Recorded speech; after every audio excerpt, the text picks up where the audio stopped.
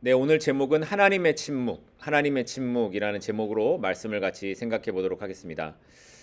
한 신학교의 학생이 교수에게 이런 편지를 보냈습니다. 교수님, 저는 아무리 기도해도 하나님의 응답이 없습니다. 하나님은 저에게 침묵하시는 것 같습니다. 제가 어떻게 해야 하나요? 이렇게 편지를 보낸 거예요. 그리고 며칠 후에 학생이 교수로부터 답장을 받게 되었는데 봉투를 열어보니까 그 봉투 안에는 빈 종이 한 장만 들어있는 거였습니다. 학생이 놀랐습니다. 자신을 놀리는 거라고 생각을 했죠.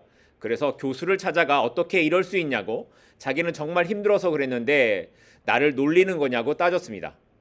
그러자 교수가 이렇게 말을 했다고 합니다. 하나님께서 이렇게 당신에게 답장을 보낸 겁니다. 아무 말이 없어도 그분은 여전히 계신다고 말씀하는 겁니다. 침묵은 부재중이 아니라 또 다른 동행의 형태라고 말을 합니다. 오늘 본문에 등장하는 요셉의 상황이 그랬습니다. 지난 시간에 우리는 야곱과 그 아들들에 관한 이야기를 살펴봤습니다. 야곱의 11번째 아들이었던 요셉은 야곱의 특별한 사랑을 받았지만 그 사랑 때문에 형들에게 미움을 받았죠. 하지만 요셉은 형들의 마음을 모르는 건지 형들과 함께 양을 치다가 돌아오면 아버지한테 뭐 했어요? 형들의 잘못을 이야기합니다. 심지어 자기가 꾼 특별한 꿈에 대해 누구한테 얘기를 해요? 형들한테 얘기를 하는 겁니다. 요셉이 두 가지 꿈을 꿨죠. 뭡니까? 첫 번째는 형들의 묶은 단이 자기의 단에게 절하는 꿈을 꿨고, 두 번째 꿈은 해와 달과 11별이 자기의 별에게 절하는 꿈을 꾼 거였습니다. 그러니까 형들은 물론이고 아버지와 어머니까지도 요셉에게 절을 하게 될 것이다 라는 이런 의미의 꿈을 꿨다라는 거예요. 결국 이 꿈 이야기를 한 것 때문에 요셉과 형들은 돌이킬 수 없는 사이가 되고 말았습니다. 자, 그런데 이 말씀에서 우리가 생각해야 되는 것, 요셉의 꿈 이야기가 주는 건 요셉이 이 꿈을 꿔서 성공했다라는 성공담의 이야기가 아니라 그 꿈을 주시고 이루시는 분이 바로 누구시다? 하나님이시다라는 거였습니다.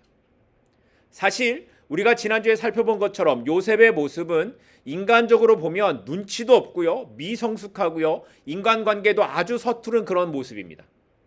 그런데 하나님께서는 그런 요셉의 부족한 부분까지, 그 행동까지 사용하셔서 하나님의 일을 이루어 가셨다라는 거죠. 마찬가지로 우리의 삶에서도 그렇습니다. 하나님께서는 완벽한 사람을 찾으시는 것이 아니라 우리의 실수와 부족함까지 사용하셔서 하나님의 뜻을 이루어 가시는 분이시라는 겁니다. 그렇게 우리의 믿음은 나의 완벽함이 아니라 이 부족함 속에서도 변함없으신 하나님, 그리고 결국에는 그 뜻을 이루어내고야 마시는 그 하나님을 신뢰해야 한다라는 것이 지난주에 살펴본 내용이었습니다. 그리고 오늘 본문 12절은 그렇게 요셉의 삶을 이제 이끌어 가시는 하나님의 일하심이 어떻게 나타나고 있는가를 우리가 살펴보게 됩니다. 오늘 본문 12절 말씀입니다. 그의 형들이 세겜에 가서 아버지의 양떼를 칠 때에 라고 합니다. 요셉의 형들이 양을 치기 위해서 어디로 갔다고요? 세겜으로 갑니다. 근데 여러분 기억나십니까? 이 창세기 34장에 보면 기록된 이 세겜은 야곱에게 잊지 못할 장소였습니다. 베들로 가지 않고 세겜에 머물러 살던 야곱은 그곳에서 딸 디나가 성폭행을 당하는 일을 경험하게 됩니다. 그리고 그 일에 분노한 야곱의 아들들이 어떻게 합니까? 할례를 핑계 삼아서 세겜성의 남자들을 다 죽이고 여자와 아이들을 잡아온 일이 있었습니다. 하지만 그 일로 인해 주변의 다른 부족들이 자기를 죽일까 야곱이 두려워서 그 길로 도망을 나오죠. 세겜에서 도망을 나와 베델로 옮겨가게 됩니다. 그러니까 세겜이란 장소는 야곱에게 있어서 다시는 돌아가고 싶지 않은 장소였다라는 거예요. 그런데 요셉의 형들이 양을 치러 그곳에 가 있는 겁니다. 왜 그랬을까요? 학자들은 아마도 당시에 가뭄이 들어서 풀이 자란 곳이 없었고 양들에게 풀을 먹일 장소를 찾다 보니 이 형들이 세겜까지 가게 되었을 것이라고 해석을 합니다. 그리고 그것을 뒷받침하는 내용이 있어야 되겠죠. 그게 24절에 기록된 말인데요. 요셉이 웅덩이에 던져졌는데 그곳에 물이 없었다라는 겁니다. 그러니까 만약에 비가 많이 와서 야곱이 살고 있던 이 헤브론에도 얼마든지 양을 칠 수 있는 환경이 되었다면 요셉이 형들을 찾아 세겜까지 갈 이유가 없었다라는 거예요. 그런데 하필이면 당시에 비가 오지 않아서 환경이 이렇게 되었고 그 형들이 잘 있나를 보기 위해서 요셉이 형들을 찾아 어디까지 간 거예요? 세겜까지 가게 되었다라는 거예요. 14절 말씀을 보겠습니다. 이스라엘이 그에게 이르되 가서 내 형들과 양떼가 다 잘 있는지를 보고 돌아와 내게 말하라 하고 그를 헤브론 골짜기에서 보내니 그가 세겜으로 가니라. 자, 14절에 나타난 이스라엘 누구예요? 야곱이에요. 야곱이 아들들이 세겜으로 간 것이 불안했던 겁니다. 시간이 좀 흐르기는 했지만 그래도 아들들이 그 위험한 세겜에 갔으니 혹시라도 거기에서 무슨 일이 일어나지 않을까 걱정이 되었던 거예요.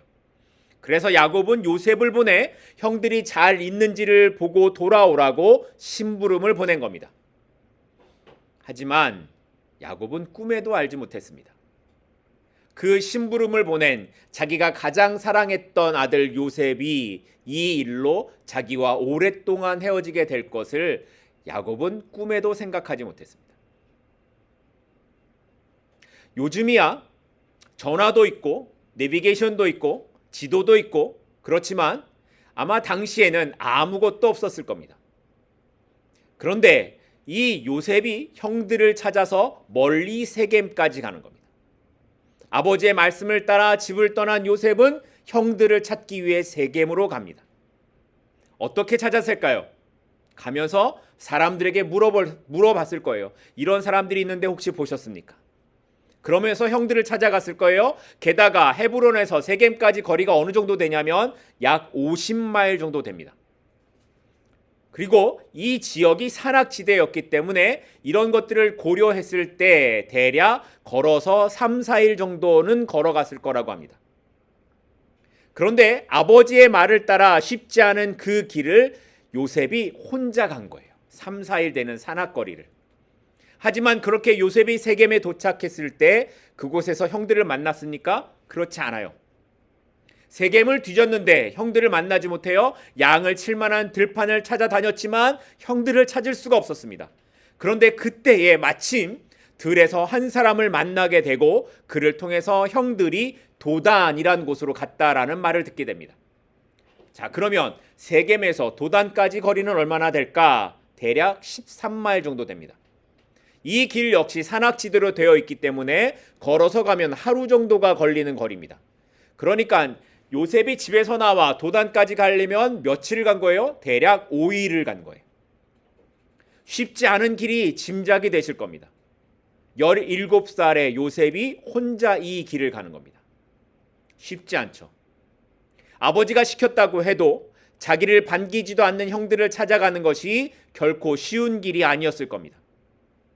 아마 저라면 4일 동안 산악 지역을 걸어서 갔는데 세겜에 없어요, 형들이. 그러면 돌아올 겁니다. 돌아와서 아버지 가봤는데 없어요. 제가 아버지 말씀을 듣고 가봤는데 없습니다. 이렇게 말을 했을 것 같아요. 그런데 요셉은 어떻게 해요? 거기서 끝까지 그 길을 가요. 왜 그랬을까요? 아버지가 시킨 일이었기 때문입니다. 무슨 말이냐면 요셉은 기본적으로 순종을 잘하는 사람이었다라는 거예요. 비록 요셉의 성품이 눈치도 없고 형들과의 관계가 서툴기는 했어도 요셉이 잘하는 게 있다면 뭐예요? 순종을 잘하는 거예요. 이해되지 않아도 끝까지 주어진 일을 다 하는 겁니다. 그래서 세겜까지 가고 거기서 또다시 도단으로 가는 겁니다. 그런데 제가 말씀을 묵상하면서 하나님께서 요셉을 사용하시는 부분이 바로 이런 것이 아니었을까 하는 생각이 들었습니다. 요셉은 완벽한 사람이 아니었습니다. 미숙했고 표현도 서툴렀으며 관계도 지혜롭지 못했습니다. 그런데 그런 요셉에게 있어서 가장 중요한 것은 자기에게 맡겨진 일을 끝까지 감당하는 마음이 있었다는 겁니다. 하나님께서는 결과를 잘 내는 사람보다 끝까지 순종하는 사람, 말씀에 순종하는 사람을 찾으십니다.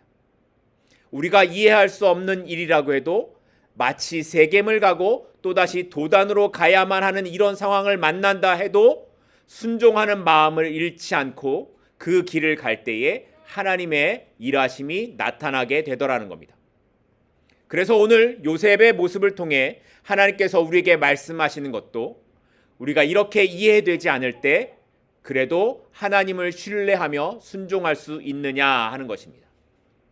바라기는 요셉처럼 우리의 삶이 말씀을 따라서 그 길을 끝까지 걸어가게 되기를 소망합니다.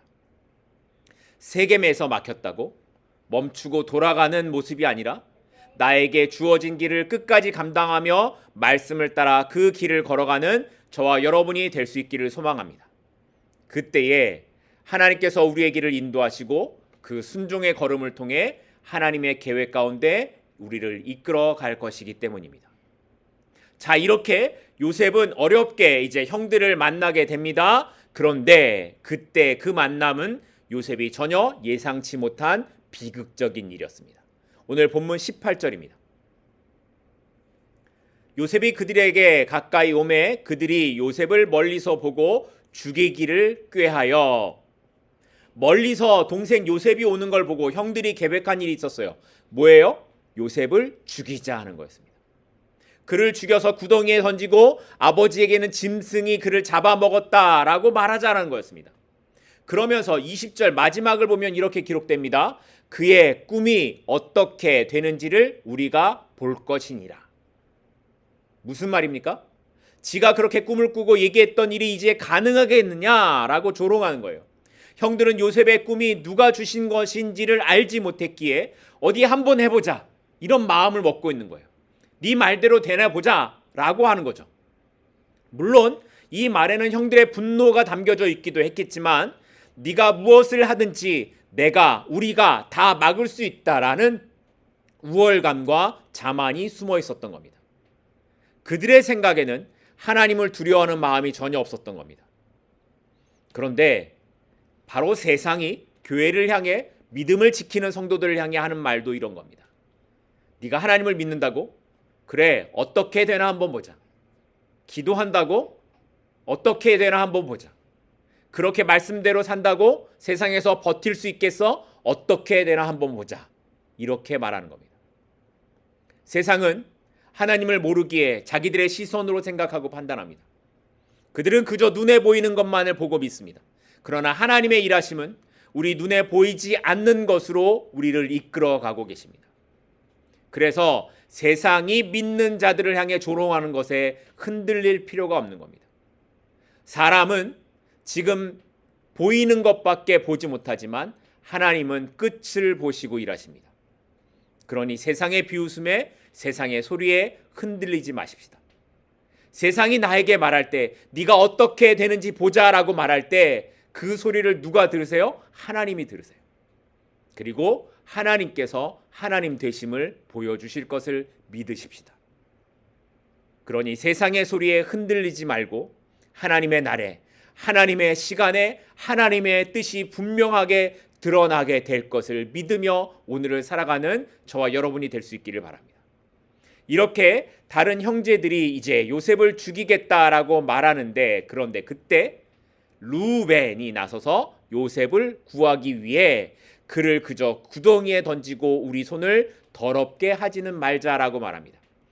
그리고 그 말을 좋게 여겼던 다른 형제들이 요셉을 잡아 광야 구덩이에 던져버렸습니다. 그리고는 자기들끼리 음식을 먹기 시작하는데 하필이면 그때에 미디안 상인들이 그 옆을 지나가는 것을 보게 됩니다. 오늘 본문 28절입니다. 그때에 미디안 사람 상인들이 지나가고 있는지라 형들이 요셉을 구덩이에서 끌어올리고 은 20에 그를 이스마엘 사람들에게 팔매 그 상인들이 요셉을 데리고 애굽으로 갔더라. 자, 보세요. 동생 요셉을 죽이겠다고 구덩이에 던져 넣은 이 형들이 뭐 하고 있어요? 지들끼리 음식을 먹고 있는 겁니다. 이해가 되십니까? 당시에 이 구덩이는 우리가 생각하는 작은 웅덩이 정도가 아니라 물을 저장하기 위해 생긴 석회암의 구덩이였다라고 합니다. 그리고 그 크기는 보통 깊이가 5에서 6m 정도 되고요. 둘레는 한 3m에서 4m 정도가 되었다라고 합니다. 굉장히 깊죠. 사람이 빠지면 나올 수 있는 크기가 아니었던 겁니다. 그런데 요셉이 옷이 벗겨진 채 그 구덩이에 던져진 겁니다. 그리고 창세기 42장 21절을 보면 요셉은 그 깊은 구덩이에서 형들에게 살려달라고 소리를 쳤다라고 기록하고 있습니다. 아마도 형들의 이름을 부르면서 요셉은 살려달라고 울면서 애걸을 했을 겁니다. 그런데 그 형들은 요셉을 두고 뭐 했다고요? 지들끼리 음식을 먹었다는 겁니다. 살려달라고 울부짖고 있는 동생을 두고 자기들끼리 음식을 먹고 있는 겁니다. 이게 인간의 악함입니다. 동생을 죽이겠다고 그 깊은 구덩이에 던져놓고는 자기는 배가 고프다고 음식을 먹고 있는 겁니다. 그러니까 이런 형들을 나중에 요셉이 용서하게 되거든요. 그런데 이 형들을 용서하는 이 요셉의 마음은 스스로 할 수 있는 감정이 아니었던 겁니다. 아무튼 이렇게 요셉이 구덩이에 던져져 있던 그때에 미디안 상인들이 그 옆을 지나가게 되었고, 그것을 본 형제들 중 누가? 유다가 형제들에게 말하기를 우리가 요셉을 저 상인들에게 팔고 우리 손을 대지 말자라고 다른 형제들을 설득합니다. 그리고 그렇게 요셉은 형들에 의해 은 20개에 팔려 애굽으로 가게 됩니다.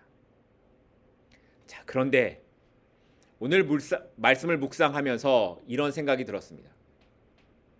요셉이 이렇게 구덩이에 빠져서 죽을 뻔하는 그 시간에 하나님은 무엇을 하셨는가 하는 것입니다. 지난주에 살펴본 말씀처럼 요셉이 꾼 꿈은 분명히 하나님께서 요셉에게 주신 약속이었습니다.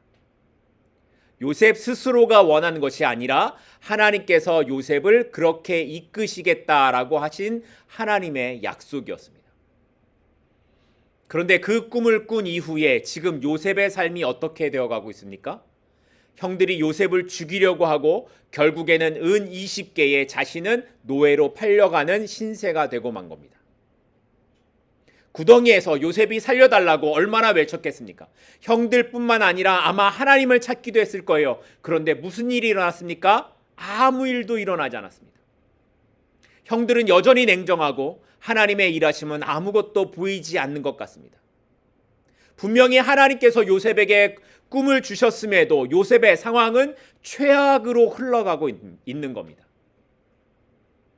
만약 여러분이 이때의 요셉의 상황이라면 어떤 생각이 들겠습니까? 하나님, 이게 뭡니까? 하나님, 왜 나를 이렇게 하냐고? 왜 나에게 이런 일이 일어나냐고 하나님께 울부짖지 않겠습니까? 그런데 지금 요셉의 상황은 마치 하나님께서 요셉을 외면하시는 것처럼 보입니다. 아무런 응답도 어떤 도움도 요셉에게 보여주지 않는 것 같아 보입니다. 그런데 정말 하나님이 외면하셨을까요? 정말 하나님이 요셉에게 침묵하셨을까요? 정말 그렇습니까?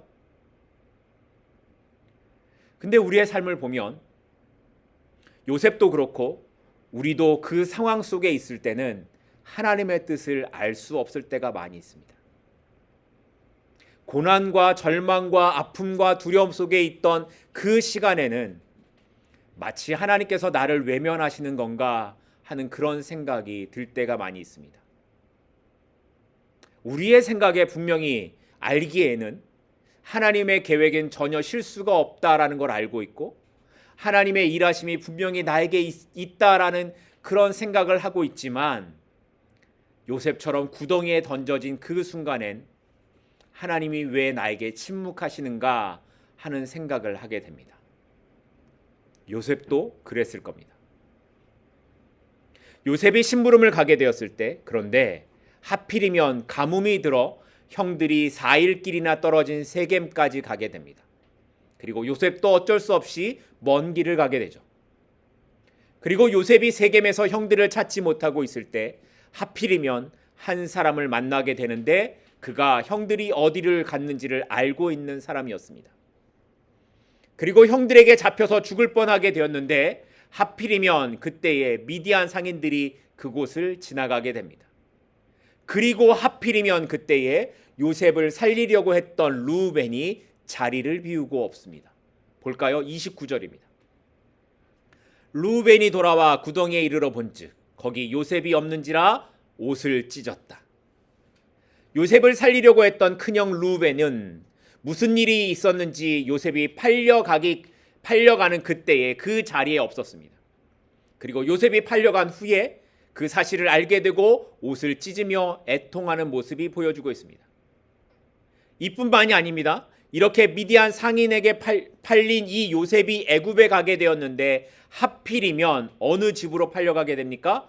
애굽 왕 바로의 친위대장 보디발에게 팔려가게 됩니다. 오늘 본문 36절입니다. 그 미디안 사람들은 그를 애굽에서 바로의 신하 친위대장 보디발에게 팔았더라. 요셉이 이 애굽에 팔려가서 수많은 애굽의 부자들에게 노예로 팔려갈 수 있지 않겠습니까? 수많은 사람들 중에 왜 하필이면 바로의 친위대장에게 팔려갔을까요? 이렇게 오늘 본문을 쭉 보게 되면 요셉이 애굽의 친위대장에게 팔려가기까지 얼마나 많은 하필이면이 등장하는지 모릅니다. 이게 우연일까요? 그렇지 않습니다. 이 모든 일들 안에 보이지 않지만 분명히 일하시는 하나님의 손길이 있었던 겁니다. 이렇게 사람의 눈에 볼 땐 하필이면으로 보이는 수많은 일들이 믿음의 시선으로는 이 모두가 하나님의 때였다라는 겁니다. 그러니까 성경은 요셉이 이런 어려움을 당하는 때에 하나님이 직접적으로 등장하고 계시지는 않지만, 그래서 하나님이 계시지 않는 것처럼 보이지만 요셉의 모든 시간 속에 하나님이 계셨고 그를 애굽으로 이끌어 가시기 위한 하나님의 하필이면을 하나님이 일하고 계셨다라는 겁니다.